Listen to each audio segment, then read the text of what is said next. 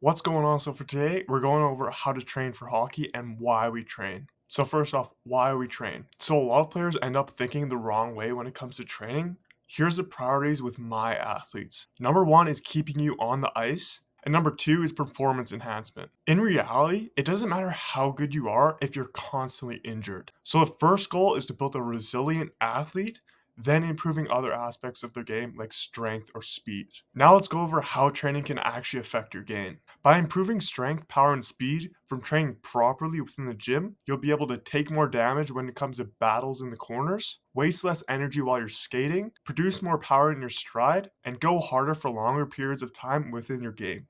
And ultimately, this comes to improving your confidence you have within your abilities. Now, here are two of the most common mistakes I see players make when trying to improve their performance.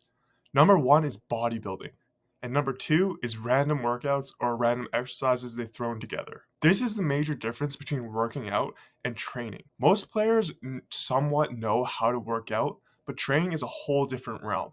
As hockey has a specific set of demands, such as single leg strength, stability, core strength, rotational power, lateral speed, balance, just to name a few. This is why your training can't be centered on one thing like bodybuilding is on building muscle. Now let's go over how to train properly. Here are four guiding principles that'll help you transform your game. Number one is movements over muscles. Number two is that your training should only add to your game and not take away from it. And number three is building structural balance. Number four is training all areas of your game. So, movements over muscles. It's pretty funny when players come to me saying that they need to grow their chest somehow for their performance. How is it going to help you on the ice? Rather than thinking like that, think of your whole body as a system of parts working together. While you're skating, some muscles are going to be shortened, some are going to be lengthened, and some are going to be static, just holding your body together and stabilizing everything. By focusing on building up foundational movements, you're not only preparing your muscles, but your nervous system for how your body actually functions on the ice. Am I saying never to train any isolation movements? Of course not. It just shouldn't make up the large majority of your training. Some of the basic movement patterns include squatting, hinging, pushing, and pulling. Next up, training should only add to your game and not subtract from it. If your off ice training is taking away from your ability to practice or play, that is no bueno, no good. As much as strength and conditioning is important, how you're progressing on the ice is much more important when it comes to playing hockey. If you're training with such high volumes that you're tired and sore, or even weak coming into your ice sessions, training is taking away from your performance. This goes into how bodybuilding affects the body within hockey. Within bodybuilding splits, you typically split it up into upper body parts like chest, shoulders, arms, lower body. And by doing this, it over fatigues one region of the body. And that way, you won't be able to perform at 100% on the ice within the next few days. And if you've gone on the ice before and you felt like your brain and body are fried, you know exactly what I'm talking about.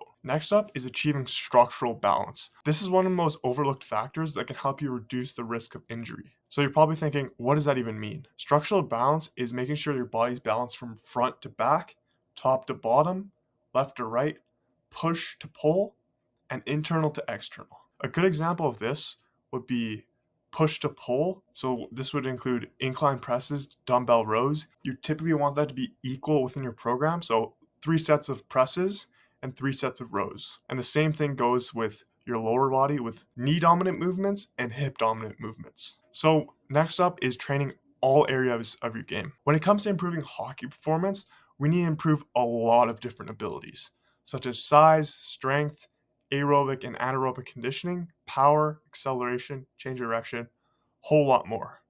But there's just one problem with that. If we try and maximize everything all at the same time, you aren't going to see optimal results on the ice. Rather than doing this, we split up our training into separate blocks, and each block would have a specific focus. Now, I'm going to go deeper on this within future trainings, but one of the most straightforward plans for your off season is number one, rebuilding the body after the season's over. Number two is building up muscle size, because the more muscle you have, the more potential strength and force you can produce. After that, you would typically go into a strength phase, so lower reps, lower volume, higher weight. Then power and speed. After that, going into your season, and typically a power endurance phase so that you can repeat the maximal power output all game long. So the major reason behind doing this is we want to develop the best athlete possible, not weightlifter. A lot of strength coaches in particular want credit for their athletes improving. So they try to brag, oh, my athlete can squat X amount. Cool. How does he play on the ice? Is he better or is he worse? If you're not improving on the ice, nothing else really matters. I hope that helped. If you want to see more information on how to train for hockey, you can check out my Instagram or TikTok, which is ambition.athlete, and you'll be able to find me.